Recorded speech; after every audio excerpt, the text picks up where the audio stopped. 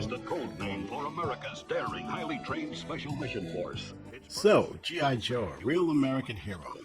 On the surface, it's just an 80s toy commercial with lots of red and blue lasers and yelling. But if you dig deeper, you'll find that some of the episodes were, well, insane.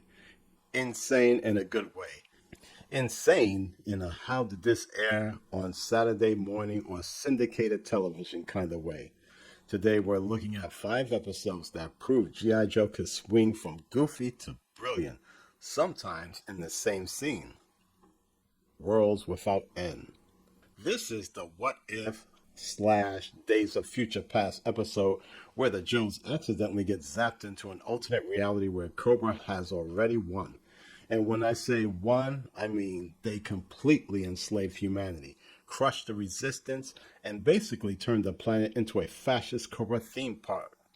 For kids in 1985, this was like walking into a Toys R Us and finding all the shelves stocked with only Cobra toys. Pure nightmare fuel.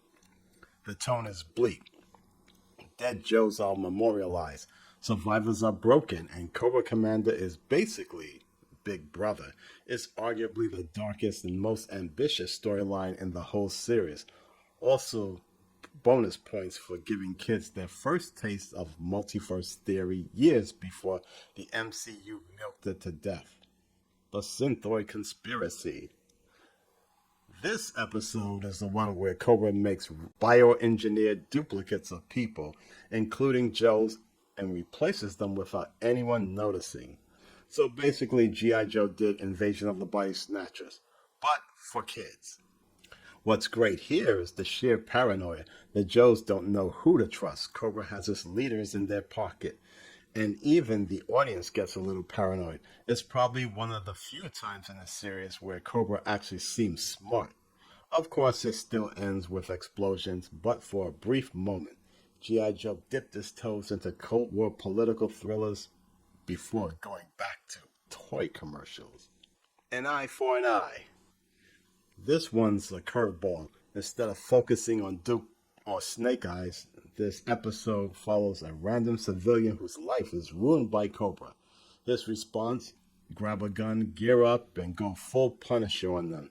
It's surprisingly grounded. For once, the lasers and tanks fade into the background and you realize, oh yeah, these battles would totally ruin regular people's lives. It's kind of sobering, actually, but honestly, it feels like a backdoor pilot for an edgier cartoon that never got made. Titled, Guy with a Grudge, the animated series. The highlight of this episode is when civilian Charles Fairmont corners a seemingly helpless Cobra Commander, and just when you thought Coco was all his and not Fang's, this happened.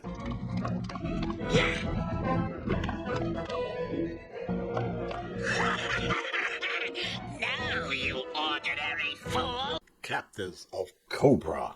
Here's where Cobra shows how nasty they really can be. Instead of trying to blow up the world with a giant weather dominator or something stupid like that, they kidnap the families of Joe operatives. It's dark, it's personal, and it's effed up. Suddenly, it's not about saving the world, it's about saving mom and dad. Cobra finally looks like real terrorists instead of bumbling Saturday morning villains. And for a show that mostly featured red and blue lasers that never hit anything, this was the rare time you actually felt like the Joes had something to lose. Special shout out to writer Christy Mark for adding more depth to this story with dialogue such as, I am needed, grandfather. You would dishonor Venus' ceremony because the white men call you? They would not call unless the need is great. and finally, there's no place like Springfield. Now we get to the episode that probably traumatized an entire generation. Shipwreck wakes up in a perfect little suburban life with a wife, kid, and no Cobra in sight. Great, right? No, it's all a mind fuck. His family starts melting like wax dummies. Well, spoiler alert, that happens at the end of the two-parter.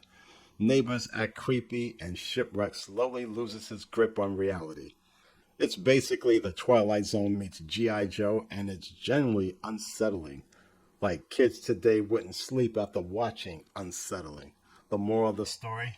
Never trust happiness in a Saturday morning cartoon because it's probably Cobra trying to melt your brain. So, what did we learn from these episodes? Well, G.I. Joe was more than just some 30-minute toy commercial.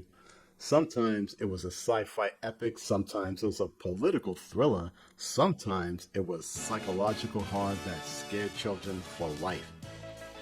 And sometimes it was just Cobra Commander yelling like the lunatic that he is. Either way, these episodes prove the series had more guts than Filmation's Masters of the Universe. And maybe, just maybe, a few moments where it went way over kids' heads. Which is probably why we're still talking about it decades later. Now you know, and knowing's half the battle.